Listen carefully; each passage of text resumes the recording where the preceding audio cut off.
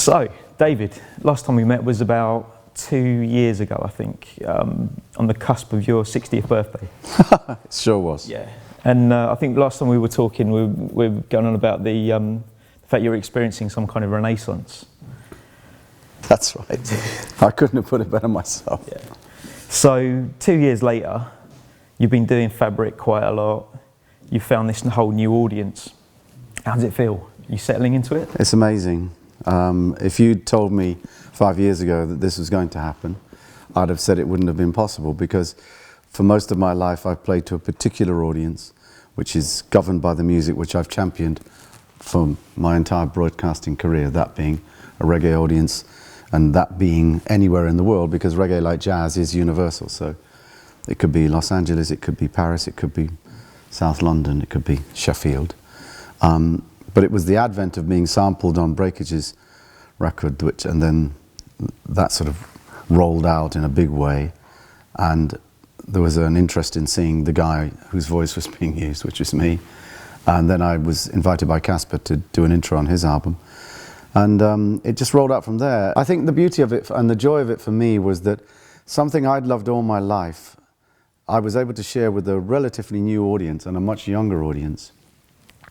To stand on stage in Fabric and see people, young people, really young people, 18, maybe 22 tops, going bonkers for some old King Tubby dub plate was very, very special. So I consider myself to be very fortunate and very privileged to have that opportunity to come again, so to speak, and share my love of something which has been a part of my life. I could see and hear elements in dubstep music that were closely associated and inspired by dub music from Jamaica, which hit the streets of Kingston in the mid-70s. So for me, it was an opportunity to indulge myself in elements of dub music that I wouldn't normally have gone with, perhaps, because I was introduced to it by this audience and by these selectors, and we know who they are, you know, from Caspa's Dub Police, from Breakage, from Toddler T, and so on. This has enabled me to be on a different musical platform, and that's been very exciting. And now you're putting all this together with this, the Ram Jam sessions. Exactly. What are they actually called? Well, they're called Ram Jam Presents because that was my nickname at school from '67 when I found this instrumental called Ram Jam by Jackie Mittoo. And in those days, DJs had signature tunes, believe it or not. And I used to play this tune all the time. So my friends started calling me Ram Jam. And I had a little record shack in a marketplace in Putney in the mid-70s. It was called Ram Jam's Record Shack. And then when I joined Capital Radio, Nicky Horn started calling me Ram Jam, and it sort of stuck. And the idea was to, in a sense, go back to what I'd done years before at Capital Radio, where we'd done the Roots Rockers Roadshow live from the Brixton Academy in the 80s with artists on stage performing live. And John Bailey at SEG, Mum's the Word, said, look, I think we can do something above and beyond what you're doing at the moment. And we can create Ram Jam Presents, and we can bring on artists that you enjoy working with, and put them on a platform that'll just give, that'll make for an interesting night. That's really what this is about. It's about the joy of people gathering together, and it was summed up on Saturday night in Sheffield. I did the Yellow Arches studio, where the Arctic Monkeys, I believe, did an album, and so it was a hot spot in Sheffield, and a predominantly student, young Sheffield audience. I don't think there was anyone in over 23, 24. And the response was just amazing. I mean, just to be able to play to that audience and for them to enjoy it as much as they did. And the Ram Jams we've done already have been very successful in terms of people responding to the music. That's the key, isn't it? This is what this is all about, is about sharing music. That's what it's always been about. That's why we've always done it. There's nothing new in it in one sense, because ultimately it's about people being drawn together in one place to experience music. And it's not, you can film it, you can do what you want with it, but if you're not there and experiencing it, you'll never understand what it really was like, as far as I'm concerned. Absolutely. So do you feel like you've got this obligation now to spread this wider than you did before? Because obviously for a long time, definitely when I used to go and see you play in the 90s, they were black crowds, like black London crowds anyway, the ones that I was going to there. Do you feel like you've found this new audience and you're kind of spreading this message to to a broader audience? I've definitely found a new audience, and I'm definitely spreading it to a broader audience. There's no doubt about that. I can see it and feel it from the crowd, and you can see it in the type of people that are turning up. They're much younger, the audience is much younger. Remember, we've seen a difference in recent years between a traditional black audience and its love of reggae towards a new young black audience and its love of grime, funky house. And what I'd say, with all due respect, is that elements of that young black audience have not taken up the roots of their parents and their grandparents musically. They've gone, certainly with jungle and drum and bass to a degree, but certainly with grime and funky house and other forms of music, hip-hop and R&B. And I think, to a degree, maybe some of them just can't associate with Jamaica because they weren't born there or whatever, or whatever. I think also it's because they want to make their own sound. Yeah, you want to disassociate with your parents. Exactly. But I do believe that reggae has a great depth and weight, and that when people who are not aware of it discover it, something happens. And a perfect example was on Friday night in Newcastle.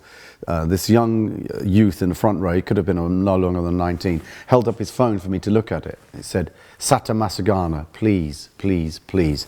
Now, Sata Masagana was recorded in 1969. His parents weren't even together then, you know.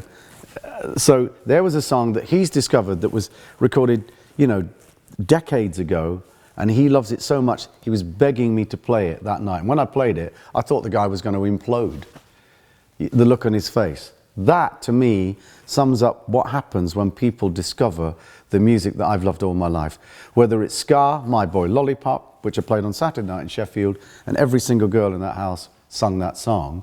None of them were born when it came out. Most of their parents weren't even born, or certainly were, you know, toddlers. So why is that music? Why does it have that effect? Why does One Step Beyond, Prince Buster, everyone knows the madness, but why do people go da, da, da, da, da, da, da, and they weren't even born? I think it's because this music, recorded in an analog way, of course, has a soul and has a power and a passion which is captured in that moment in time. I think it was Bruce Springsteen who said it, if he doesn't get the song on the third take, he doesn't record it. I know that at Coxsone Studio One, the rule was, if you don't get the take now, the vocal take, it'll be an instrumental. So there was something that happened in those studios when people made records in those days, with musicians jamming together, and I think you get it in The Harder They Come in the movie, when you see them in the studio and Jimmy Cliff singing, and the musicians are working it, and it's that whole thing of, if he screws up, you know, those musicians are going to be so annoyed because they're paid by the side, not by time. And it's that 1, 2, and everyone together. That's what happened in Jamaica. It was unique, it's still special, and I think that's what people get excited by when they hear it. Do you say that there's an aspect of reggae in the reggae industry that, unlike any other music industry or major music industry at the moment, it's one that respects age? I think it does, and I think that's a very valid point, and I've never actually thought about that until you just mentioned it, but they do. They do respect the elders, and they do talk with great respect about the elders and the lineage in Jamaica. Rastafarians will refer to other artists as elders. There is that homage to them. And I think one of the reasons is that there are not many of the elders left because of age, and you know, many of them are passed on. But they have left a tremendous heritage, and those who are still left are able to deliver. I saw Ken Booth give a performance at the Sierra Nevada World Music Festival in Northern California in the Anderson Valley 2 years ago that was just awesome. In the energy, the vocal tone, the delivery. I mean, Ken Booth has a remarkable voice, as does John Holt, and they can still throw that switch, and it still sparkles, it still happens. The Abyssinians still have that. They're still performing worldwide. They have this depth of this soul in their music, and it's still there, and that is conveyed whenever they perform. Their records speak for themselves, but their stage performances are very important, and that is so true, that Jamaicans do look to their heritage, are proud of what they've achieved, because they know that what they've achieved in the 60s and 70s is really the benchmark by which all other forms of reggae music are measured. Because we know that that was the late 60s rocksteady reggae. Okay, ska was very special as well, but rocksteady, in particular the early reggae and the roots and culture, the influence of Rastafarianism, when that really started to impact upon the music, the Wailers, Burning Spear, culture, the list is long. of artists and performers individually and in groups and musicians who've toured the world who've made this music so phenomenally popular. And you go to Japan, you go to any country, go to New Zealand, go to Australia, go to any country in the world, any continent, from Mama Africa to the west coast of America, you know, up into Canada, all the West Indian islands.